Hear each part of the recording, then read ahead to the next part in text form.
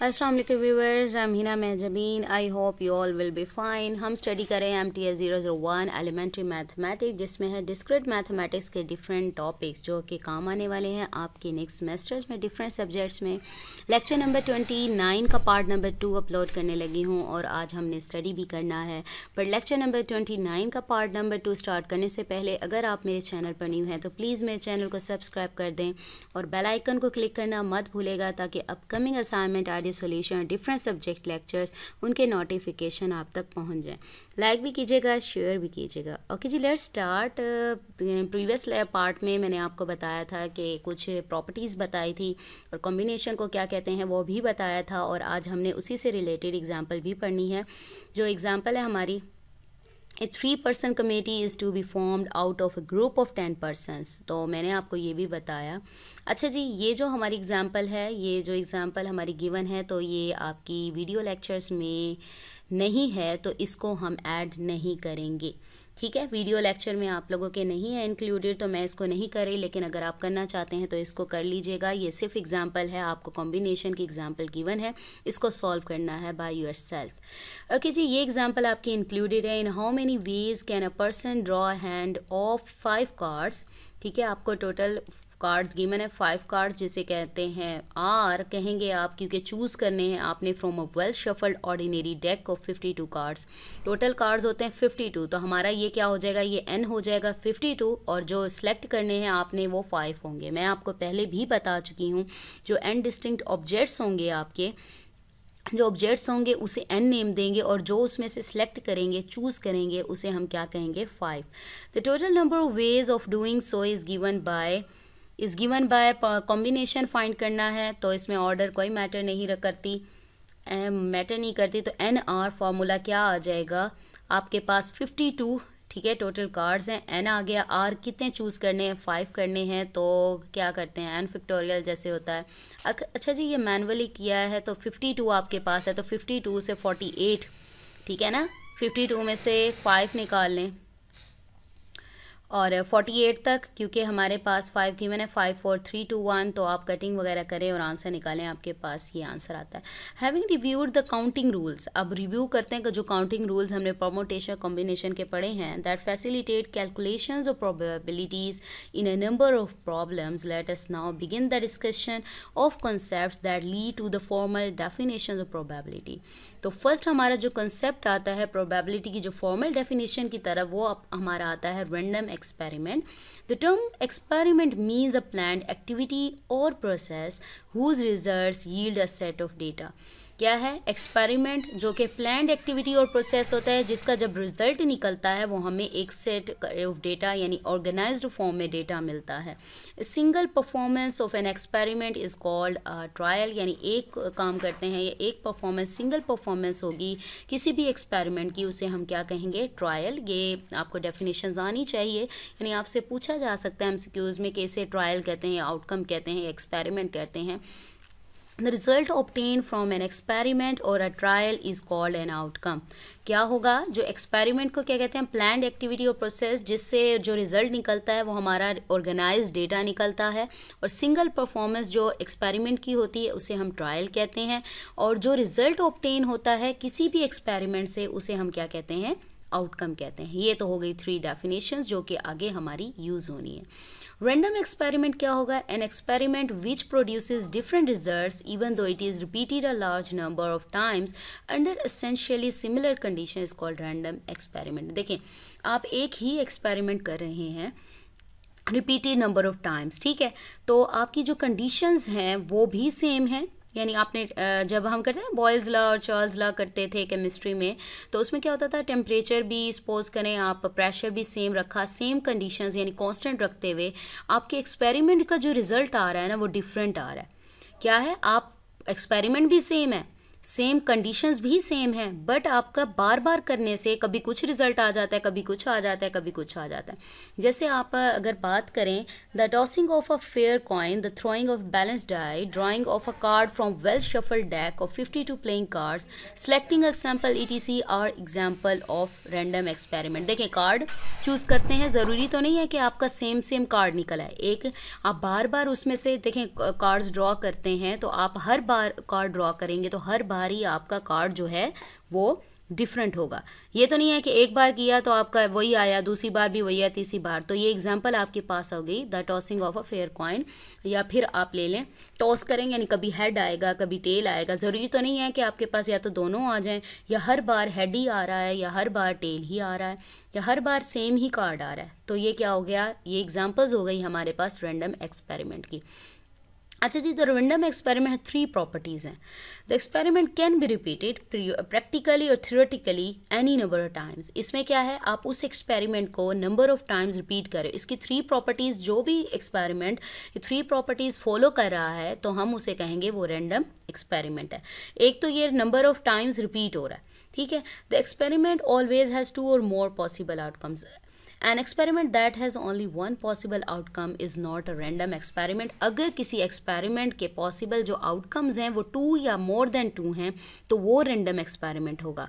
Otherwise अगर सिर्फ एक पॉसिबल आउटकम है तो उसे हम रैंडम एक्सपेरिमेंट नहीं कहते। जैसे हेड एंड टेल कह लें, डेक्स हैं, ठीक है, कार्ड्स ड्रॉ करते हैं तो उसके 2 पॉसिबल या उससे ज़्यादा आउटकम्स होते हैं, यानी बहुत सारे कार्ड्स होते हैं, उसमें से कोई भी कार्ड आपका निकल सकता है। ये तो नहीं है कि एक ही कार्ड है एक जैसा, ठीक है। ये आ गई थर्ड प्रॉपर्टी। क्या है, the outcome of each repetition is unpredictable. आपको इसके बारे में नहीं पता होता। देखें, जब कॉइन टॉस करते हैं आपको पता होता है हेड आना है या टेल आना है, या कोई भी कार्ड आप ड्रॉ करते हैं, विदड्रॉ करते हैं, तो आपको पता होता है कि कौन सा कार्ड आपका निकलना है। तो ये अनप्रिडिक्टेबल होता है। It has some degree of uncertainty. Considering a more realistic example, interviewing a person to find out whether or not he or she is a smoker is an example of random experiment। अगर आप किसी का interview लेते हैं, आप उसकी physical जो भी रिक्वायरमेंट जो भी पूछ रहे हैं, आपने पूछा कि वो स्मोकर है या नहीं है, या तो वो कहेगा, ये जो एग्जांपल है तो ये क्या होगी, रैंडम एक्सपेरिमेंट भी होगी। This is so because this example fulfils all the 3 properties that have just been discussed. अब फर्स्ट प्रॉपर्टी थी ये नंबर ऑफ टाइम्स रिपीट करें, यानी बहुत सारे इंटरव्यूज़ होंगे, बहुत सारे कैंडिडेट्स आएंगे, आप सबसे पूछ रहे हैं। दूसरी प्रॉपर्टी ये थी कि 2 और मोर पॉसिबल, या तो वो कहेगा कि हाँ मैं करता हूँ, या कहेगा नहीं मैं करता नहीं, मैं अब नहीं करता, या पहले करता था। यानी एक तो नहीं है कि हाँ या ना, 2 हो सकते हैं रिप्लाईज होंगे, I am smoker, I am not a smoker. दूसरी प्रॉपर्टी फुलफिल हो गई। थर्ड प्रॉपर्टी में कहा था अनप्रिडिक्टेबल, यानी आपको पता होगा पहले से कि वो स्मोकर है या नहीं है। For an interview the answer is not known in advance, there is an element of uncertainty regarding the person's reply. तो ये हमने एग्जाम्पल्स पढ़ ली, प्रॉपर्टीज पढ़ ली रैंडम एक्सपेरिमेंट की। A concept that is closely related with the concept of random experiment is the concept of sample space। ये भी आपका यूज़ होना है जब probabilities की बात करते हैं, या sample spaces भी। A set consisting of all possible outcomes that can result from a random experiment, real or conceptual, can be defined as a sample space for the experiment and is denoted by the letter C. Suppose करें आप coin toss करते हैं तो आपके पास कितनी 2 possibilities आती हैं, head and tell. तो हेड एंड टेल का जो पॉसिबल सेट होगा, जो रिजल्ट पॉसिबल आउटकम्स होंगे, वो हमारा सैम्पल स्पेस होगा। तो उसे सेट फॉर्म में राइट करेंगे, यानी हेड कोमा टेल जैसे सेट्स राइट करते हैं, तो उसको नेम देंगे सैम्पल स्पेस यानी एस। तो एग्जाम्पल हम लोग देखते हैं आगे। The experiment of tossing a coin results in either of the 2 possible outcomes, head आएगा या भी tail आएगा। तो we assume it is not possible for the coin to land on its edge or to roll away। ये तो नहीं है कि कोई एक आ जाएगा या या वो रोल करेगा और इनमें से कोई भी आउटकम नहीं आएगा। तो sample space for this experiment may be expressed in set notation as S, यानी sample space is equal to जो possible उसके आउटकम्स हैं वो 2 हैं, तो head and टेल आ गया आपके पास। H and T are the 2 sample points. तो इसके अंदर सेट के अंदर जैसे पहले हम कहते थे एलिमेंट्स हैं, लेकिन अब सेट के अंदर जो भी एलिमेंट्स होंगे उन्हें क्या कहेंगे, सैम्पल पॉइंट्स कहेंगे। सेकंड एग्जांपल देखें, the sample space for tossing 2 coins once. 2 coins है, अब 2 कॉइन्स देखें, 1 कॉइन का हेड टेल आएगा, और दूसरे कॉइन का भी हेड टेल है। जब इनका क्रॉस प्रोडक्ट फाइंड करते हैं ना, ए क्रॉस बी, यानी ए आपने सेट लिया, हेड एंड टेल आ गया, दूसरा सेट यानी कॉइन लिया, उसका भी हेड एंड टेल आ गया। तो मैंने यहाँ पर ना थोड़ा सा ऐसे किया हुआ है, देखिए हेड एंड टेल एक कॉइन की बात हुई, लेकिन यहाँ बात हो रही है 2 कॉइन्स एक ही साथ टॉस किए गए हैं। तो ए क्रॉस ए होगा तो हेड का पेयर बनेगा हेड के साथ, हेड हेड आ जाए, हेड को पकड़ें दूसरे के साथ करने, हेड को हेड के साथ, इसी हेड को टेल के साथ हो गया। अब टेल की बारी है, टेल को हेड के साथ एंड टेल को टेल के साथ। देखें ये आपके पास पॉसिबल आउटकम्स आए हैं जो कि सेट फॉर्म में यानी सैम्पल स्पेस फॉर्म में आप राइट कर सकते हैं। एग्जाम्पल देखें 3, the sample space as for the random experiment of throwing 2 6-sided dice can be described in Cartesian product A cross B where, तो आपने क्या करना है, एक कॉइन है यानी डाइस है, आपके पास कितनी साइड्स हैं 6, तो आपके पास ये आ गई 1 से 6 तक। अब इसको आप करेंगे थ्रो करेंगे तो A क्रॉस A होगा, यानी ये वाला सेट क्रॉस अगेन यही वाला सेट आप राइट करेंगे तो x एक्स एक्स वाई यानी 2 पॉसिबिलिटीज़ होंगी, x belongs to A and y belongs to A, where x denotes the number of dots on the upper face of the first die and y denotes the number of dots on the upper face of the second die, यानी वो अपर और lower का बता रहा है कि कौन से फर्स्ट और सेकंड का। S contains 36 आउटकम्स और सैम्पल स्पेस, तो मैंने यहाँ पर देखें A क्रॉस A कैसे राइट करेंगे, यानी फर्स्ट 6 साइड्स राइट कर दी मल्टीप्लाई 6, तो इस तरह से आप लोगों के पेयर्स बनेंगे। देखें 1 को 1 के साथ देखें पेयर में है, 1 को ही पकड़ें और सबके साथ कर दें, 1 को 1 के साथ, देखें 1 को ही 2 के साथ, 1 को 3 के साथ, 1 को 4, 1 को 5, 1 को 6 के साथ, एक बार हो गया। अब 2 को ले लें, 2 को लें, फिर 2 को 1 के साथ, देखें 2 को 2 के साथ, 2 को 3 4 5 6 तक। अब 3 को पकड़ें और पूरे के साथ लिख दें, फिर 4 को लें, फिर 5 को लें एंड सो ऑन ले लें। ठीक है, इस तरह से पॉसिबिलिटीज़ जो आप काउंट करेंगे तो आपके पास 36 आएंगी। The next concept is that of events. Event क्या होता है, any subset of a sample space of a random experiment is called an event. जैसे हेड हुआ तो हमारा वो इवेंट है, ठीक है, टेल आया तो वो हमारा एक इवेंट है। In other words an event is an individual outcome, एक इंडिविजुअल कोई आउटकम रिजल्ट आता है, और एनी नंबर ऑफ आउटकम्स या फिर जितने भी आउटकम्स होते हैं वो सारे हमारे क्या है, इवेंट्स या sample points of a random experiment. Sample point कहा था ना मैंने, हेड और टेल, यहाँ पर क्या कहलाएंगे, सैम्पल पॉइंट्स। यही सैम्पल पॉइंट यानी हेड आ गया तो एक इवेंट अकर हुआ, टेल आ गया तो एक इवेंट अकर हुआ, तो बहुत सारे आउटकम्स आ गए तो हमारे क्या है, इवेंट्स अकर किए। Simple and compound events, an event that contains exactly 1 sample point, यानी हेड आया सिर्फ तो हमारा क्या होगा, is defined as simple event. और कंपाउंड की बात होगी तो मोर देन 1 सैम्पल पॉइंट, यानी head tail tail tail head जो भी है, बहुत सारे सैम्पल पॉइंट्स यानी बहुत सारे इवेंट्स अकर हुए, तो हम उसे क्या कहेंगे, compound events. Compound event contains more than 1 sample point and is produced by the union of simple events. Union मैंने दिखा दिया कैसे combine करते हैं। Next example पर आ जाएं, the occurrence of a 6 when die is thrown is a simple event, यानी या तो एक ही बार आएगा, डाई को थ्रो करेंगे तो आपके पास 6 आया, while the occurrence of a sum of 10 यानी 6 आया। मैं अगर पूछती हूँ ना कि मैं कहती हूँ कि आपके पास ये जो आया था मैंने थ्रो किया था, इसमें से ना 6 अपेयर हो, ओनली 1 की बात की है, सिर्फ 6 अपेयर हो तो मैं ये ले लूँगी, ये ले लूँगी, ये ले लूँगी, ये जहाँ जहाँ 6 आया है तो मैं वो पेयर्स उठा लूँगी। ठीक है, यानी एक की बात की है। लेकिन जब बात करेगा यूनियन यानी प्लस करने की बात करेगा कि आप सम ऑफ 10 यानी कोई से ऐसा पेयर उठाओ जिसका सम करूँ मेरे पास 10 आए, तो कौन सा ऐसा पेयर है, 10 आता है, 10 10 10 10 10 10 10, ये रहा 4 और 6 आ जाएगा, 10 आ रहा है मेरे पास, और 5 5 10 आ रहा है मेरे पास, और बस।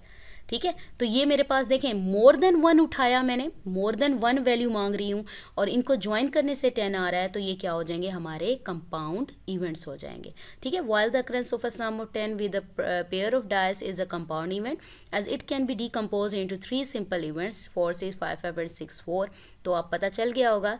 नेक्स्ट है occurrence of an event, कब कोई इवेंट अकर करता है।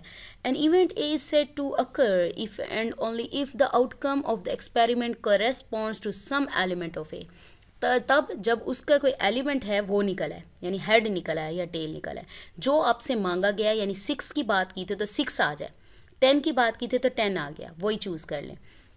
एग्जाम्पल देखते हैं। Suppose we toss a die and we are interested in the occurrence of an even number. हम चाहते हैं कोई इवन नंबर आ जाए। If any of the three numbers 2, 4 और 6, अब देखें बहुत सारे इवन नंबर्स हैं, 2, 4, 6, 8 गिवन होगा, तो इनमें से अगर कोई भी नंबर आ जाता है आपके पास, तो हम कहते हैं ये इवेंट अकर हो गया। We say that the event of our interest has occurred. In this example, the event is represented by the set 2, 4, 6, and if the outcome 2 occurs, then since this outcome is corresponding to the first element of the set A, therefore we say that A has occurred. इसी तरह से अगर इसमें से 6 आ जाए तो 6 भी इसी सेट का एलिमेंट यानी सैम्पल पॉइंट या इवेंट है, तो मैं क्या कहूँगी, इवेंट अकर हो गया। नेक्स्ट है complementary events. The event not A is denoted by A bar और ए सी, ए कॉम्प्लीमेंट भी लिखते हैं, ये नेगेशन वाला हमने किया था। एंड कॉल द नेगेशन और complementary event of A, negation किया हमने यानी प्रोपोजिशन लॉजिक्स किए, ये सेम वही है। If we toss a coin once then the complement of heads is tails, heads is tails. Toss किया तो कॉम्प्लीमेंट ऑफ हेड का क्या होगा, यानी नेगेट करते हैं, हेड है तो टेल में कन्वर्ट कर दो, टेल है तो हेड में कर दो, वो कॉम्प्लीमेंट ऑफ हेड क्या आएगा, tell. If we toss a coin 4 times, then the complement of at least one head is no heads.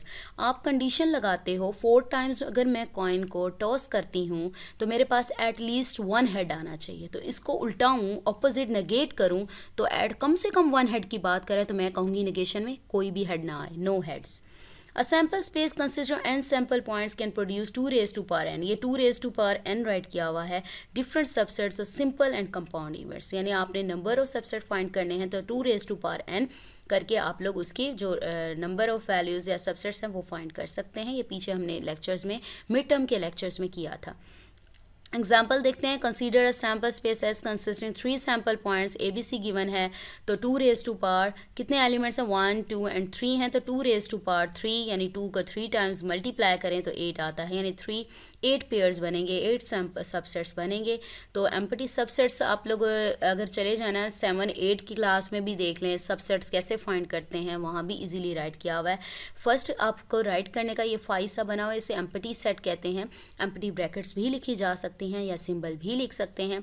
फिर आपने क्या करना है, ए को सेपरेट कर ली ब्रैकेट में, बी को सेपरेटली, सी को सेपरेटली, फिर पेयरिंग करें आप, ए को बी के साथ, ए को सी के साथ, फिर ए से सबके साथ लिख लिया, फिर बी को सी के साथ, फिर सबको कंबाइन करके लिख दें।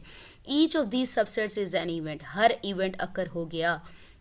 The subset A B C is the sample space itself, ये याद रखिएगा, अपना भी सबसेट हर सैम्पल स्पेस होता है। It is also an event भी होता है। It always occurs as known as the certain sure event. Sure event इसलिए कहते हैं कि ये हर सबसेट जब भी फाइंड करेंगे ये ज़रूर मौजूद होता है। The empty set is also an event sometimes known as impossible event. आपसे पूछा जा सकता है इम्पॉसिबल इवेंट कौन सा है, तो आप कह सकते हैं एम्प्टी सेट है, बिकॉज इट कैन नेवर अकर, इसका मतलब है ये अकर नहीं किया। नेक्स्ट जो कंसेप्ट हैं म्यूचुअल एक्सक्लूसिव इवेंट्स के हैं और एग्जॉस्टिव के हैं और पार्टीशन और सैम्पल स्पेस है। अगर मैं आपको नेक्स्ट चैप्टर में दिखाऊं लेक्चर में, तो ये सारे इवेंट्स, ये सारी डेफिनेशन नेक्स्ट लेक्चर में भी आ रही हैं, तो हम यहाँ पर इसको स्टॉप करेंगे, यानी हमारा ये लेक्चर यहाँ पर ही फिनिश हो गया। ये नेक्स्ट ये टॉपिक्स हैं, ये आपके नेक्स्ट लेक्चर्स में गिवन हैं, तो वहाँ पर स्टडी करेंगे। आई होप आप लोगों को समझ आ गई होगी। अगर कोई कन्फ्यूजन हो तो आप लोग मुझे ईमेल कर सकते हैं या वीडियो पर कमेंट कर सकते हैं, जैसे मुझे टाइम मिलेगा मैं रिप्लाई कर दूंगी। ओके जी, मुझे अपनी दुआओं में याद रखिएगा, अपना ख्याल रखिएगा। टेक केयर, अल्लाह हाफिज़।